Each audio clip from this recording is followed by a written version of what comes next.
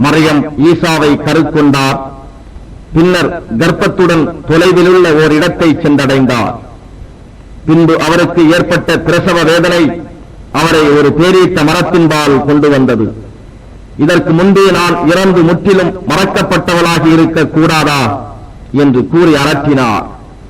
அப்போது ஜிப்ரயீல் அவருக்கு கீழிருந்து, மரியமே, கவலைப்படாதீர், உம்முடைய ரப்பு நிச்சயமாக உமக்கு கீழாலேயே ஒரு சின்ன ஆற்றை உண்டாக்கி இருக்கின்றான். இன்னும் இந்த பேரீச்ச மரத்தின் கிளையை பிடித்து அருகில் இழுத்து குலுக்கும், கொள்வதற்கு பக்குவமான பழங்களை மீது உதிர்க்கும். ஆகவே அவற்றை உண்டு ஆற்று நீரை பருகி கண் குளிர்ந்து இருப்பீராக. பின்னர் எந்த மனிதரை ஏனும் நீர் பார்க்க நேரிட்டால், மெய்யாக அர் ரஹ்மானுக்காக நான் நோன்பிருப்பதாக நேர்ந்திருக்கிறேன், ஆதலில் இன்றைய தினம் எந்த மனிதருடனும் பேச மாட்டேன் என்று கூறும். பின்னர் மரியம் அக்குழந்தையை சுமந்து கொண்டு தம் சமூகத்தாரிடம் கொண்டு வந்தார். அவர்கள் கூறினார்கள், யா மரியம், நிச்சயமாக நீர் ஒரு விபரீதமான பொருளை கொண்டு வந்திருக்கிறீர். ஹாரூனின் சகோதரியே, உன் தந்தை கெட்ட மனிதராக இருக்கவில்லை, உன் தாயாரும் நடத்தை பிசகியவராக இருக்கவில்லை என்றும் பழித்து கூறினார்கள். ஆனால் மரியம் தம் குழந்தையிடமே கேட்கும்படி சுட்டிக்காட்டினார். நாங்கள் மடியில் இருக்கும் குழந்தையுடன் எப்படி பேசுவோம் என்று கூறினார்கள்.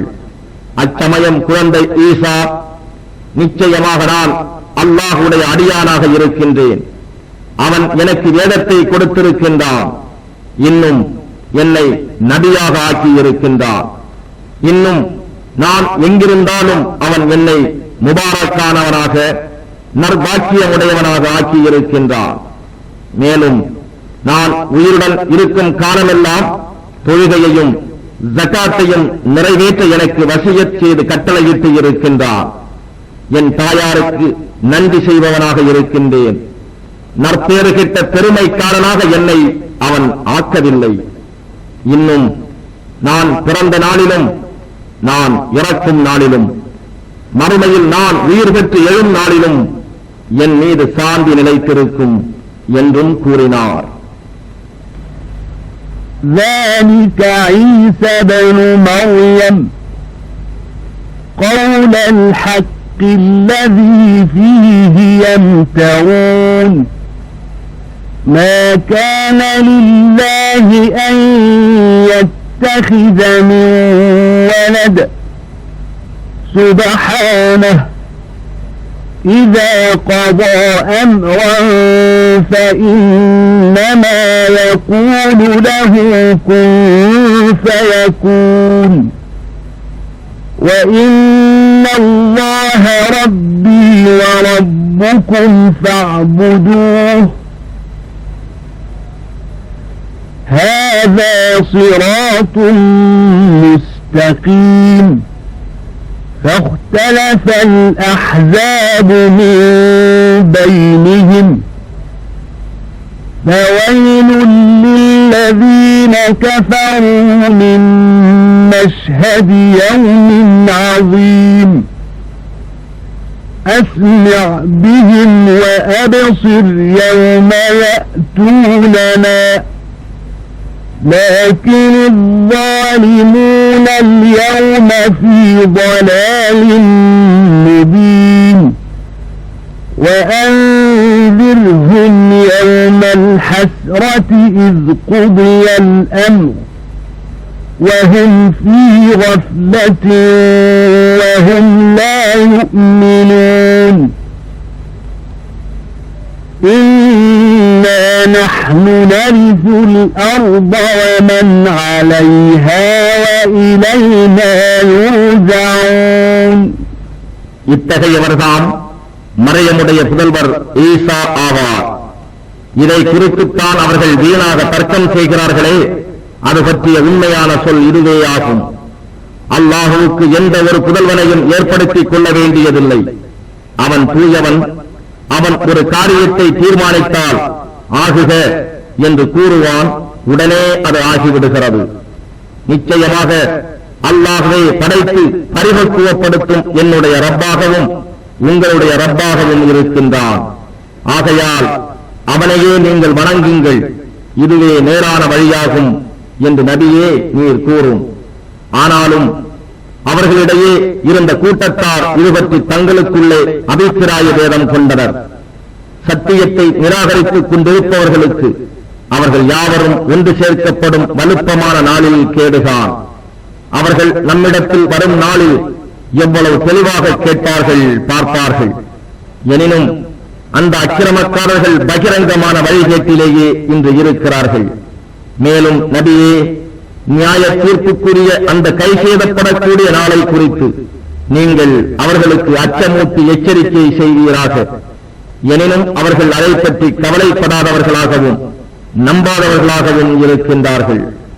நிச்சயமாக நாமே பூமியையும் அதன் மீது உள்ளவர்களையும் வாரிசாக கொள்வோம். இன்னும் நம்மிடமே அனைவரும் மீட்கப்படுவார்கள்.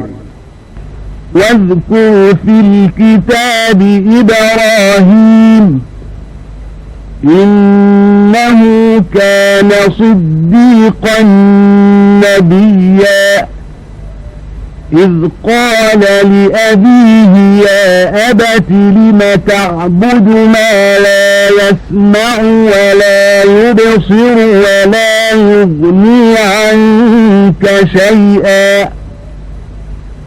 يا أبت إني قد جاءني من العلم ما لم يأتك فاتبعني أهدك صراطا سويا يا أبت لا تعبد الشيطان إن الشيطان كان للرحمن عصيا يا أبت إني أخاف أن يمسك عذاب من الرحمن فتكون للشيطان وليا قال أراغب أنت عن آلهتي يا إبراهيم لئن لم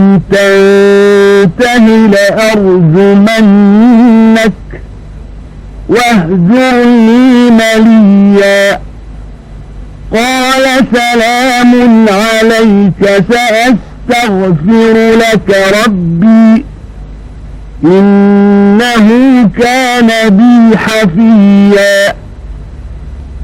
وأعتزلكم وما تدعون من دون الله وأدعو ربي عسى ألا أكون بدعاء ربي شقيا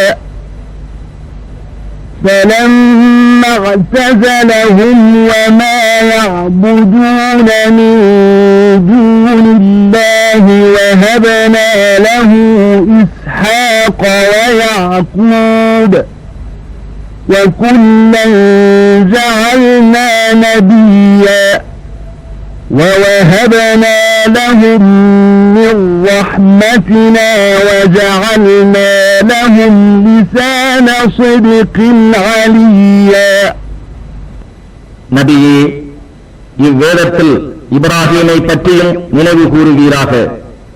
நிச்சயமாக அவர் மிக்க உண்மையாளராகவும் நபியாகவும் இருந்தார். என் அருமை தந்தையே, யார் ஒன்றையும் கேட்க இயலாத, பார்க்க இயலாத, உங்களுக்கு எந்த தேவையையும் பூர்த்தி செய்ய இயலாததுமான ஒன்றை ஏன் நீங்கள் வணங்குகிறீர்கள் என்று அவர் தம் தந்தையிடம் கூறியதை நினைவுபடுத்தும். என் தந்தையே, மெய்யாக உங்களிடம் வந்திராத கல்வி ஞானம் நிச்சயமாக எனக்கு வந்திருக்கிறது. ஆகவே நீங்கள் என்னை பின்பற்றுங்கள், நான் உங்களை செவ்வையான நேர்வழியில் நடத்துகிறேன். என் அருமை தந்தையே, நீங்கள் ஷைத்தானை வணங்காதீர்கள். நிச்சயமாக ஷைத்தான் அர் ரஹ்மானுக்கு, அருள்மிக்க நாயனுக்கு மாறு செய்பவன். என் அருமை தந்தையே, நிச்சயமாக அர் ரஹ்மானிடம் இருந்துள்ள வேதனை வந்து உங்களை தொட்டு நீங்கள் ஷைத்தானின் கூட்டாளியாகி விடுவதை பற்றி நான் அஞ்சுகிறேன். அதற்கு அவர், யா இப்ராஹீம், நீர் என் தெய்வங்களை புறக்கணிக்கிறீரா? நீர் இதை விட்டு விலகிக் கொள்ளாவிட்டால் உம்மை கல்லால் எறிந்து கொள்வேன். இனி நீர் என்னை விட்டு நெடுங்காலத்துக்கு விலகிப் போய்விடும் என்றார். அதற்கு இப்ராஹிம், உன் மீது சலாம் உண்டாவதாக. மேலும் என் ரப்பிடம் உமக்காக பிழை பொறுக்க தேடுவேன். நிச்சயமாக அவன் என் மீது எப்பொழுதும் கிருபை உடையவனாகவே இருக்கின்றான் என்று கூறினார். நான் உங்களை விட்டும் அல்லாஹை அன்று நீங்கள் பிரார்த்திப்பவற்றை விட்டும் விலகிக் கொள்கிறேன். மேலும் நான் என் ரப்பை பிரார்த்தித்துக் கொண்டே இருப்பேன். என் ரப்பை பிரார்த்திப்பது கொண்டு நான் நிர்பாக்கியவான் ஆகாமல் இருக்க போதும் என்றார். இவ்வாறு அவர்களை விட்டும் அவர்கள் வணங்கிக் கொண்டிருந்த அல்லாஹ் அல்லாதவற்றை விட்டும் விலகிக் கொண்டபோது இஸ்ஹாக்கையும் யாக்கூபையும் அவருக்கு நாம் நன்கொடை அளித்தோம். இன்னும் அவர்கள் ஒவ்வொருவரையும் நபியாக ஆக்கினோம். மேலும் நாம் அவருக்கு நம் ரஹ்மத்திலிருந்தும் நன்கொடை அளித்தோம். சத்தியத்தையே கூறும் உண்மையான உயர் நாவையும் அவருக்கு கொடுத்தோம். واذكر في الكتاب موسى إنه كان مخلصا وكان رسولا نبيا وناديناه من جانب الطور الأيمن وقربناه نجيا ووهبنا له من رحمتنا أخاه هارون نبيا واذكر في الكتاب إسماعيل إنه كان صادق الوعد وكان رسولا نبيا وكان يأمر أهله بالصلاة والزكاة وكان عند ربه مرضيا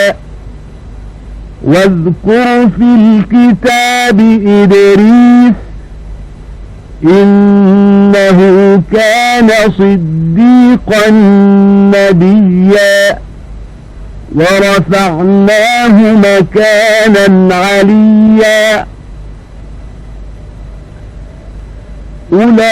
أولئك الذين أنعم الله عليهم من النبيين من ذرية آدم وممن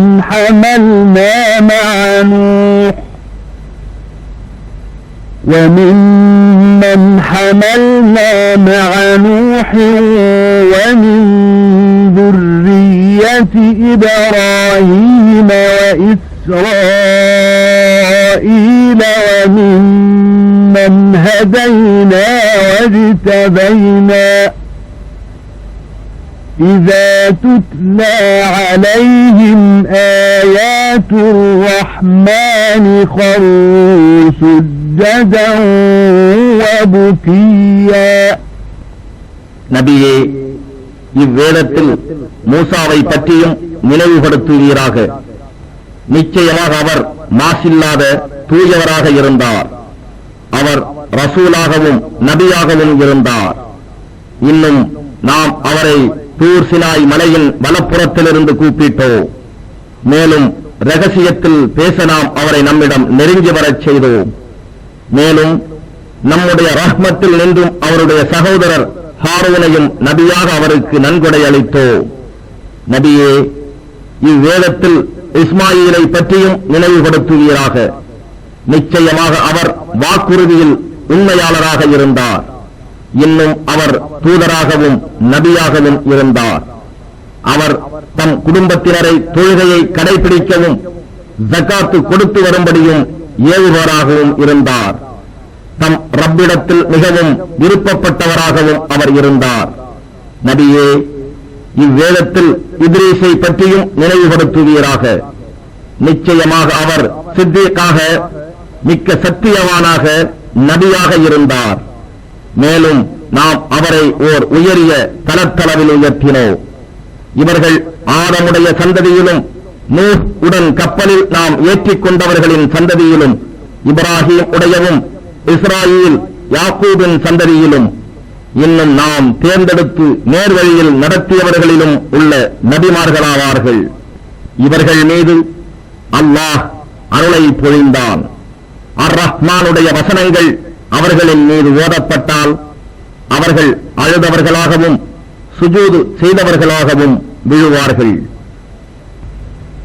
فخلف من بعدهم خلف أضاعوا الصلاة واتبعوا الشهوات فسوف يلقون غيا إلا من تاب وآمن وعمل صالحا فأولئك يدخلون الجنة ولا يظلمون شيئا جنات عدن التي وعد الرحمن عباده بالغيب إنه كان وعده مأتيا لا يسمعون فيها لغوا إلا سلاما ولهم رزقهم فيها بكرة وعشيا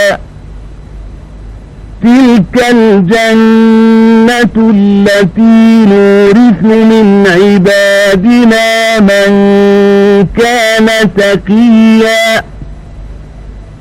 وما نتنزل إلا بأمر ربك له ما بين أيدينا وما خلفنا وما بين ذلك وما كان ربك نسيا رب السماوات والأرض وما بينهما فاعبده واصطبر لعبادته هل تعلم له سميا ஆனால் இவர்களுக்கு பின் வழிகெட்ட சந்ததியினர் இவர்களுடைய இடத்துக்கு வந்தார்கள். அவர்கள் தொழுகையை வீணாக்கினார்கள், இழிவான மன இச்சைகளை பின்பற்றினார்கள். மறுமையில் அவர்கள் நரகத்தின் கேட்டை சந்திப்பார்கள். தௌபா செய்து பாவங்களிலிருந்து விலகி ஈமான் கொண்டு சாலிகான நல்ல செயல்களை செய்கிறார்களோ அவர்களை தவிர அத்தகைய சாலிகானவர்கள் ஜன்னத்தில் சொர்க்கத்தில் பிரவேசிப்பார்கள். அவர்கள் அடைய வேண்டிய நற்பயன் எதிலும் அவர்களுக்கு குறைவு செய்யப்பட மாட்டாது. ஜன்னத் அதுனு என்னும் அந்த சுவனவதிகளை அர்-ரஹ்மான் தன் நல்லடியார்களுக்கு அவற்றை அவர்கள் காண முடியாத போதே வாக்களித்தான்.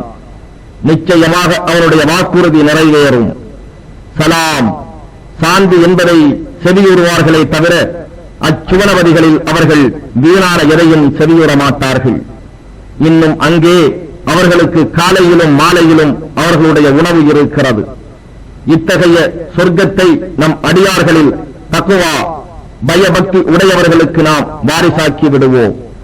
மலக்குகள் கூறுகிறார்கள், நபியே, நாம் உங்களுடைய ரப்பின் கட்டளை இல்லாமல் நாம் இறங்க மாட்டோம். எங்களுக்கு முன் இருப்பதும் எங்களுக்கு பின் இருப்பதும் இரண்டிற்கும் இடையே இருப்பதும் அவனுக்கே சொந்தமாக இருக்கின்றன. உங்களுடைய இறைவன் ஒருபொழுதும் மறப்பவன் அல்லன். அவனே வானங்களுக்கும் பூமிக்கும் அவை இரண்டிற்கும் இடையே உள்ளவற்றிற்கும் ரப்பாக இருக்கின்றான். ஆகையினால் அவன் ஒருவனையே வணங்குவீராக. மேலும் அவனை வணங்குவதில் கஷ்டங்களை ஏற்று பொறுமையுடன் இருப்பீராக. பெயரில், வல்லமையில் மற்றும் தன்மைகளில் அல்லாஹுவுக்கு நிகரானவனை நீர் அறியீரா? وَيَقُولُ الْإِنسَانُ أَإِذَا مَا مِتُّ لَسَوْفَ أُخْرَجُ حَيًّا أَوَلَا يَذْكُرُ الْإِنسَانُ أَنَّا خَلَقْنَاهُ مِنْ قَبْلُ وَلَمْ يَكُ شَيْئًا فَوَرَبِّكَ لَنَحْشُرَنَّهُمْ الشياطين ثم لنحضرنهم حول جهنم جثيا ثم لننزعن من كل شيعة أيهم أشد على الرحمن عتيا ثم لنحن أعلم بالذين هم أولى بها صليا وإن منكم إلا واردها كان على ربك حتما مقضيا ثم ننجي الذين اتقوا ونذر الظالمين فيها جثيا وإذا تتلى عليهم آياتنا بينات قال الذين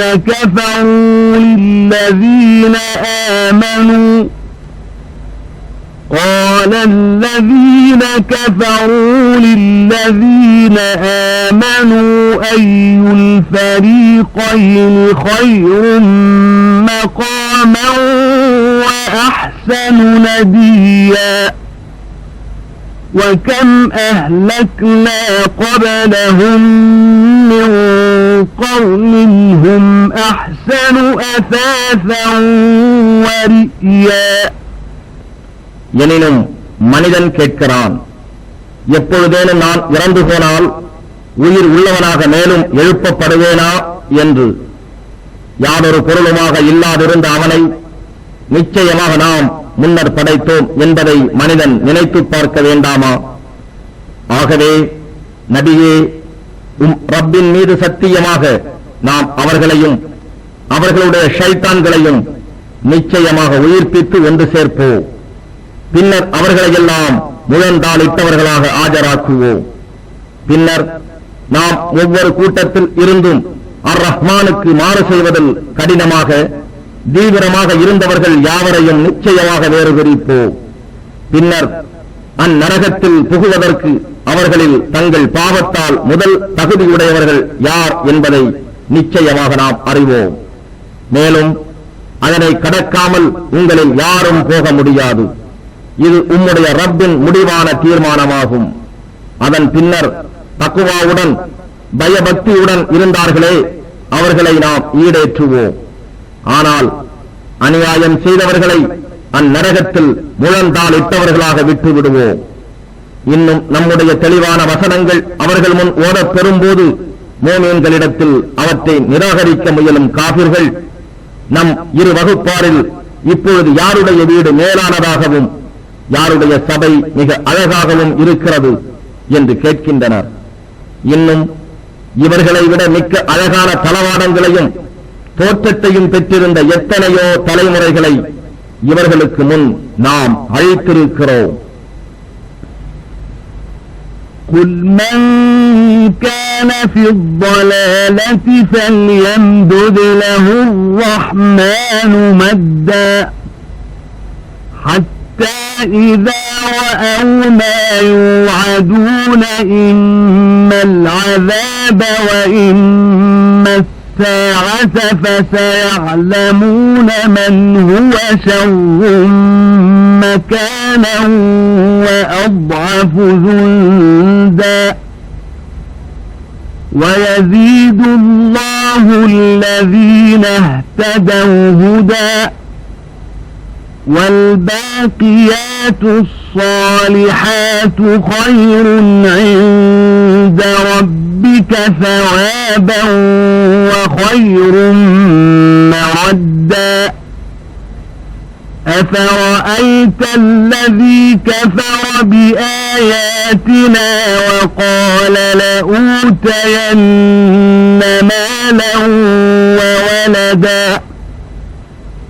أطلع الغيب أم اتخذ عند الرحمن عهدا كلا سنكتب ما يقول ونمد له من العذاب مدا ونرثه ما يقول ويأتينا فردا واتخذوا من دون الله آلهة ليكونوا لهم عزا كلا سيكفرون بعبادتهم ويكونون عليهم ضدا நபியே, நீர் கூறுவீராக, எவன் வழிகேட்டில் இருக்கிறானோ அவனுக்கு வாக்களிக்கப்பட்ட தவணை வருவதை காணும் வரையில் அர் ரஹ்மான் அவனுக்கு அவகாசம் கொடுக்கின்றான். அத்தவணை முடியும் போது ஒன்று அவனுக்கு வேதனை கிடைக்கும் அல்லது அவனுடைய காலம் வந்துவிடும். அப்போது எவருடைய வீடு கெட்டது, எவருடைய கூட்டமும் சபையும் பலகீனமானது என்பதை திட்டமாக அவர்கள் அறிந்து கொள்வார்கள் என்று. மேலும் எவர் நேர்வழியில் செல்கிறார்களோ அவர்களை அல்லாஹ் மேலும் மேலும் நேர்வழியில் செலுத்துகிறான். இன்னும் என்றென்றும் நிலைத்திருக்கக்கூடிய நற்கர்மங்கள் அல் பாக்கியாத்து சாலிஹாத் தாம் உம்முடைய ரப்பிடத்தில் மேலான நற்கூலியையும் இறுதியாக மேலும் தலத்துக்கும் அவை தாம் நன்மையை தேடித் தரக்கூடியவை. நம்முடைய வசனங்களை நிராகரித்துக் கொண்டு மறுமையிலும் நான் நிச்சயமாக செல்வமும் பிள்ளையும் கொடுக்கப்படுவேன் என்று கூறினானே, அவனை நபியே நீர் பார்த்தீரா? பின்னர் நடக்கவிருக்கும் மறைவான விஷயத்தை அவன் எட்டி பார்த்து தெரிந்து கொண்டானா? அல்லது அர் ரஹ்மானிடத்தில் இருந்து உறுதிமொழி ஏதேனும் பெற்றிருக்கின்றானா? அப்படி அல்ல. அவன் சொல்வதை நாம் எழுதி வருவோம். இன்னும் நாம் அவனுடைய வேதனையை மேலும் மேலும் அதிகமாக்குவோம். இன்னும் தன் சொத்துகள் என்று அவன் பெருமையடித்து பேசிக் கொண்டிருப்பவற்றையும் நாம் அனந்தரம் கொள்வோம். இவற்றையெல்லாம் விட்டு அவன் நம்மிடத்தில் தன்னன் தனியாகவே வருவான். முஷ்ரிக்குகள் தங்களுக்காக அல்லாஹுவிடம் மன்றாடுவதற்கு வல்லமை உடையவை என்று அல்லாஹுவை அன்றி வேறு தெய்வங்களை எடுத்துக் கொண்டுள்ளார்கள். அப்படி அல்ல. தங்களை இவர்கள் வணங்கியதையும் நிராகரித்து இவர்களுக்கு விரோதமாக அவையே மாறிவிடும். ألم تر أنا أرسلنا الشياطين على الكافرين تؤزهم أزا فلا تعجل عليهم إنما نعد لهم عدا يوم نحشر المتقين إلى الرحمن وفدا ونسوق المجرمين إلى جهنم وردا لا يملكون الشفاعة إلا من اتخذ عند الرحمن عهدا وقالوا اتخذ الرحمن ولدا لقد جئتم شيئا إدا تكاد السماوات يتفطرن منه وتنشق الأرض وتخر الجبال هدا أن دعوا للرحمن ولدا وما ينبغي للرحمن أن يتخذ ولدا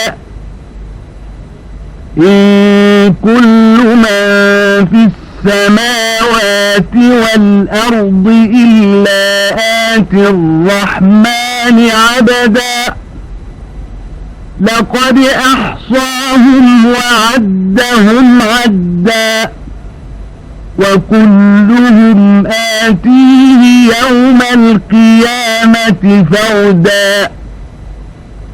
إن الذين آمنوا وعملوا الصالحات سيجعل لهم الرحمن ودا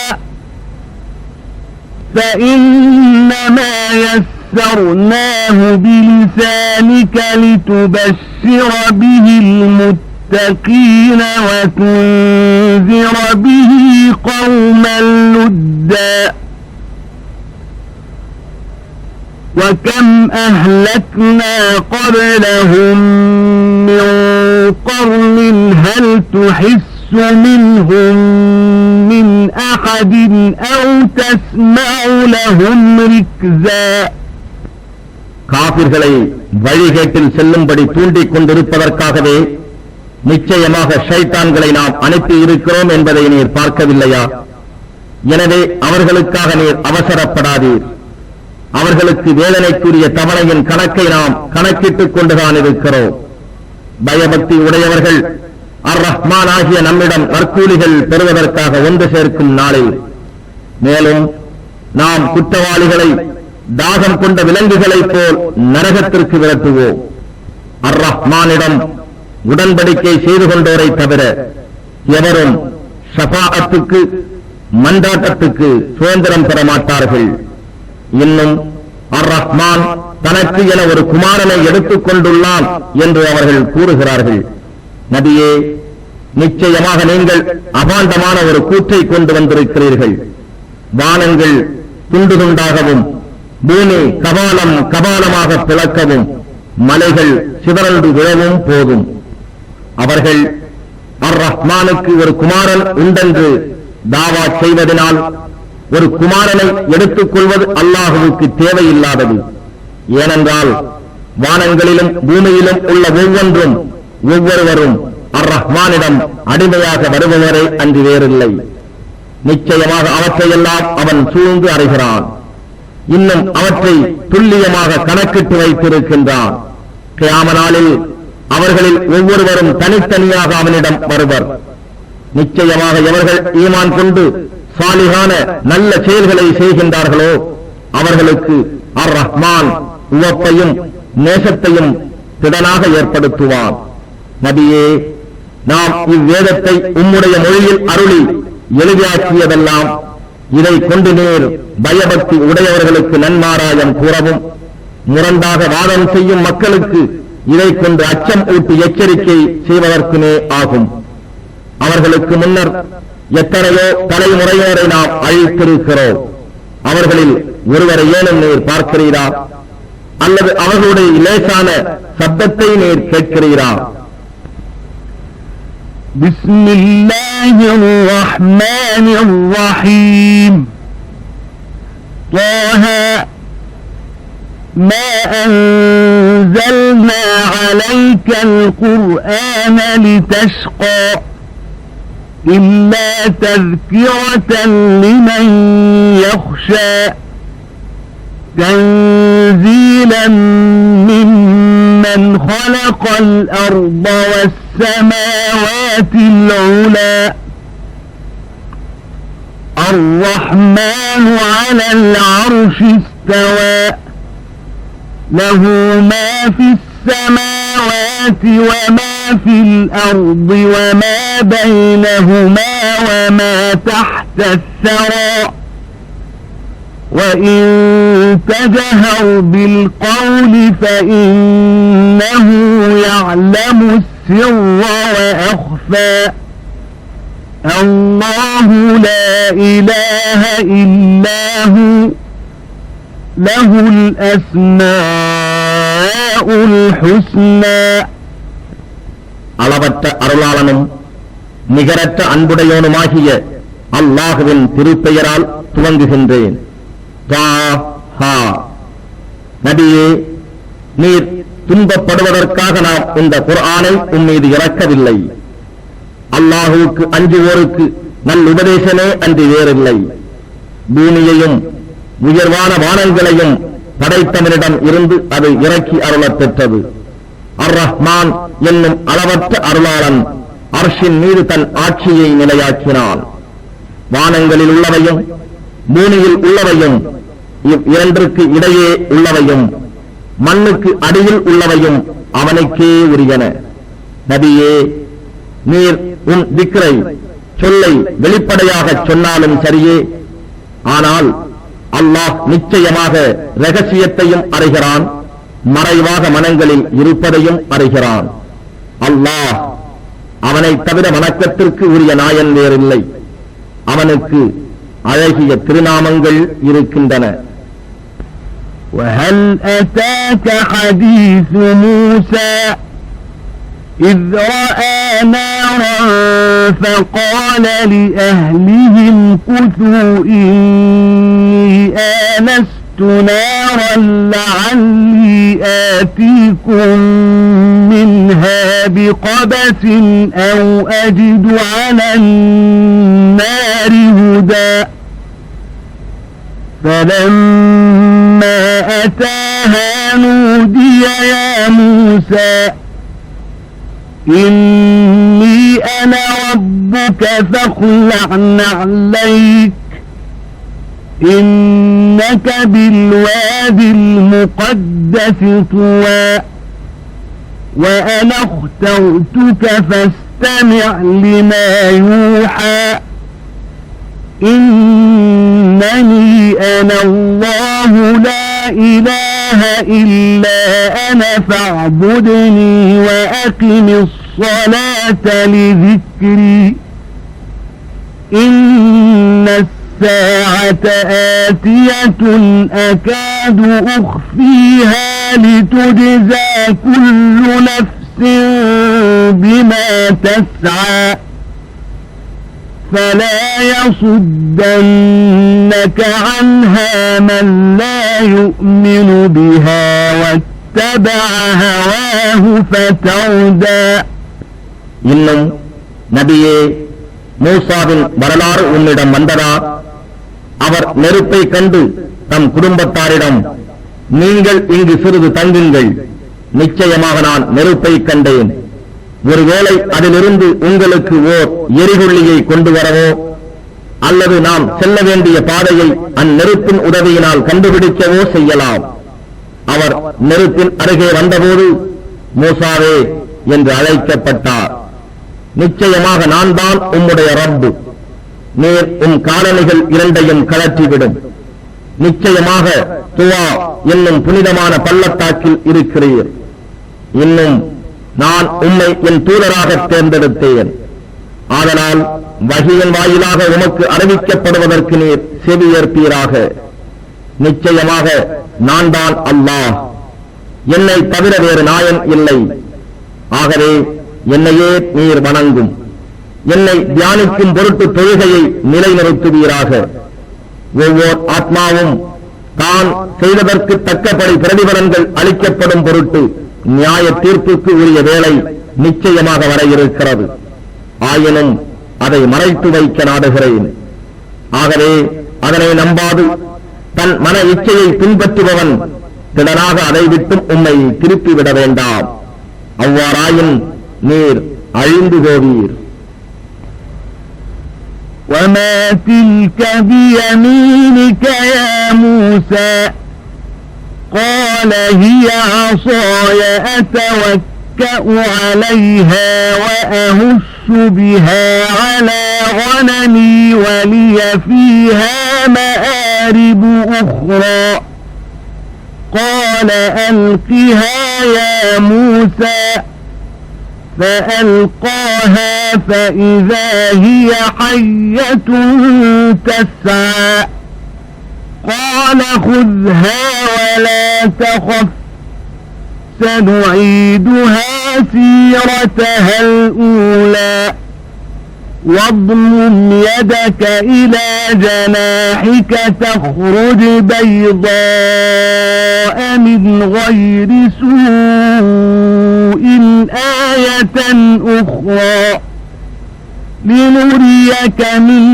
آياتنا الكبرى اذهب إلى فرعون إنه طغى قال رب اشرح لي صدري ويسر لي أمري واحلل عقدة من لساني يفقه قولي واجعل لي وزيرا من أهلي هارون أخي أشدد به أزري وأشركه في أمري كي نسبحك كثيرا ونذكرك كثيرا إنك كنت بنا بصيرا قال قد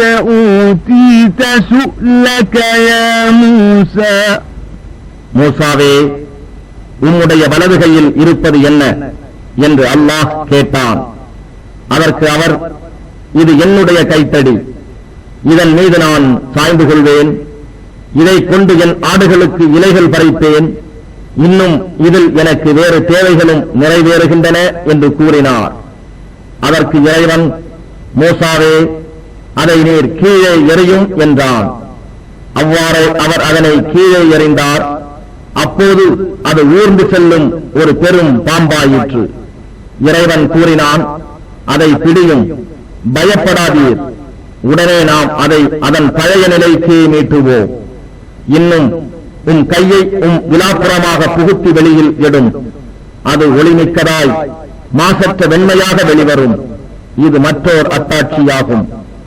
இவ்வாறு நம்முடைய பெரிய அத்தாட்சிகளில் இருந்து சிலவற்றை உமக்கு காண்பிக்கிறோம். அவனிடம் நீர் செல்வீராக, நிச்சயமாக அவன் வரம்பு மீறிவிட்டான் என்றும் அல்லாஹ் கூறினான். அதற்கு மூசா கூறினார், இறைவனே, எனக்காக என் நெஞ்சத்தை நீ உறுதிப்படுத்தி விரிவாக்கி தருவாயாக, என் காரியத்தை எனக்கு நீ எளிதாக்கியும் வைப்பாயாக, என் நாவில் உள்ள திக்குவாய் முடிச்சையும் அவிழ்ப்பாயாக, என் சொல்லை அவர்கள் விளங்கிக் கொள்வதற்காக, என் குடும்பத்திலிருந்து எனக்கு உதவி செய்ய ஓர் அமைச்சரையும் ஏற்படுத்தி தருவாயாக, என் சகோதரர் ஹாரூனை அவ்வாறு ஏற்படுத்தி தருவாயாக, அவரை கொண்டு என் முதுகை வலுப்படுத்துவாயாக, என் காரியத்தில் அவரை கூட்டாக்கி வைப்பாயாக. நாங்கள் உன்னை அதிகம் தஸ்பீஹ் செய்து துதிப்பதற்காகவும் உன்னை அதிகம் நினைவு கூர்வதற்காகவும் இவற்றையெல்லாம் அருள்வாயாக. நிச்சயமாக நீ எங்களை நோக்கியவனாகவே இருக்கிறாய் என்றார்.